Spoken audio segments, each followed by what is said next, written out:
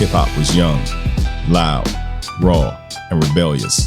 DJs controlled the streets, MCs hyped the crowd, and rap was still finding its rhythm.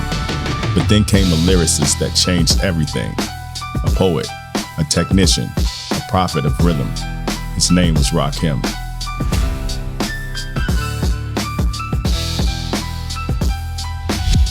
I took a kid and cut off his eyelids, kill him slow so he could see what I did. And if he don't understand what I said, I'm pushing his eyeballs way to the back of his head. From Long Island to worldwide acclaim, he would redefine what it meant to rhyme and set the standard for every MC who followed. Rakim grew up surrounded by music. His mother was a jazz and opera singer. Sound was in his DNA. Before rhymes, there was jazz. Miles Davis, John Coltrane, and Thelonious Monk, to name a few. Growing up, in my house, man, a lot of jazz. My mom's, she sang everything from opera to jazz. But it did two things for me, man. One, it let me know that a record don't have to have vocals on it for you to feel it. And also, man, time and space. Is how much time do I have to fit words in a bar? By the mid-1980s, Eric Barrier, better known as Eric B., a DJ from Queens, New York, was looking for an MC to collaborate with.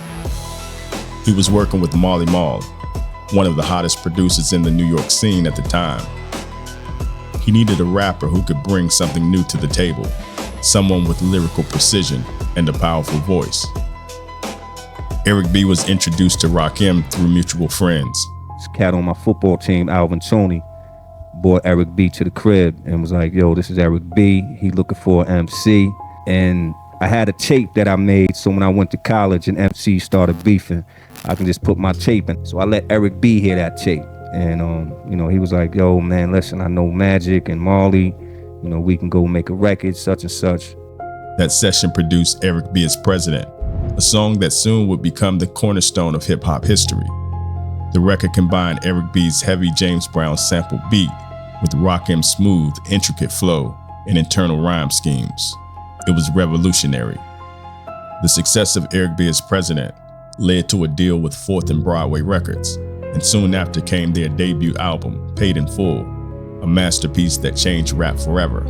Hip-hop was going mainstream, but Rakim wasn't following trends. He was creating a new blueprint. And I never heard like a flow like his. And the way he flowed was like an instrument. I want to know with Rakim, what would he think about my joint? What he wrote, bro, no MC of that generation compared to that. You know what I'm saying? They could try and argue it if you want. He said, follow me, right? So you thought you was first?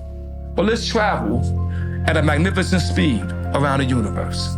You thought you was first, but follow me and let's travel at a magnificent speed around the universe. And what would you say when the earth gets further and further away and the planet seems small like balls of clay? And you stray into the Milky Way, world's out of sight. As far as your eye can see, not even a satellite. But then suddenly, you see a star. You better follow it, because it's the R. His voice, smooth yet powerful, became an instrument of rhythm itself. His delivery turned rap from a party chant to a form of meditation. Paid in Full revolutionized lyricism by pushing the boundaries. Follow the Leader elevated creativity and flow while pushing production forward. Before I became a teen, on the microphone, set of cones and ice cream music orientated. So we knew how it was originated, feeling like pieces of puzzle, complicated. I grabbed the mic, trying to say yes, so I'm trying to take it. He said I'm too small, smooth, cause I don't get upset. I take a hole in the speaker, pull a plug, then I jet. Let the rhythm hit him impact the conscious rap. Don't Sweat the Technique was the archetype of storytelling mastery. Casualties of War and Know the Ledge showed Rakim's cinematic storytelling. Rakim remained a philosopher, a scholar of sound. His lyrics weren't just bars, they were blueprints. With Rakim, you're talking about, someone who helped change and, and reshape hip hop. You've had a lot of great lyricists to come afterwards, but I haven't seen anyone change, the lyrical game like how it changed in the 80s.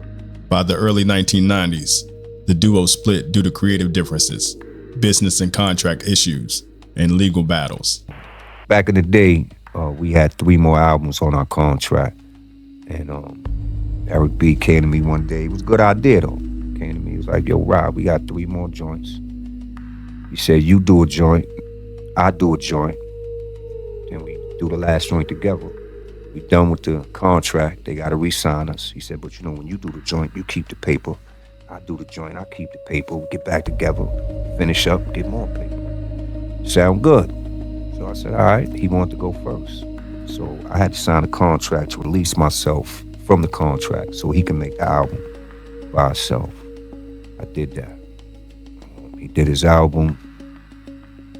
It was my turn to do mine. I couldn't find him. As the golden era was shifting, gangster rap was on the rise, and Rakim's quiet strength gave way to a louder generation. In 1997, the wait ended. Rakim returned with the 18th Letter, his first solo album and his most anticipated project to date. The album bridged 2 generations, the old school foundation and the modern sound of the late 90s. With songs like Guess Who's Back and The Saga Begins, Rakim reminded fans that he wasn't chasing trends. He was the standard. The 18th Letter debuted at number 4 on the Billboard 200 and went gold, reestablishing Rakim as a force in the game. 2 years later came The Master. On this album, Rakim sounded wiser, more reflective, less about braggadocio, more about mastery. Songs like When I Be on the Mic became instant classics, with Rakim flowing with ease over DJ Premier's beats. Though it didn't achieve massive commercial success, the album was a lyrical showcase. Critics held it as a testament to Rakim's longevity, proof that his pen was still sharper than most.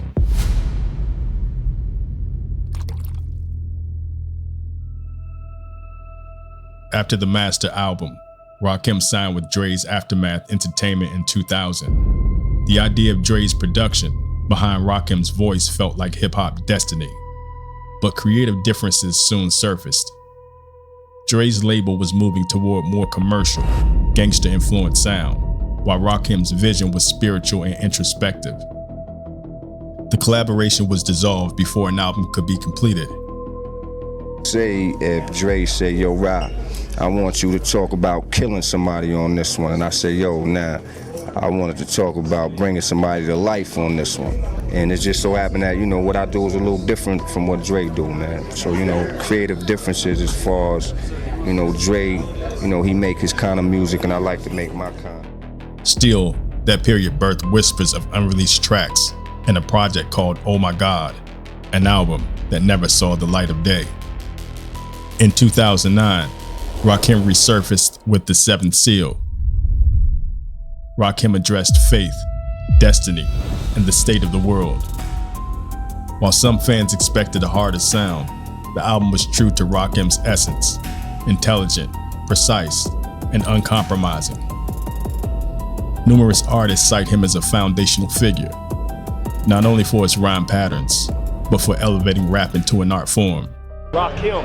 Rakim. Rakim. Rakim. Rakim was the first person that I heard that started using like inside rhyme schemes. Right.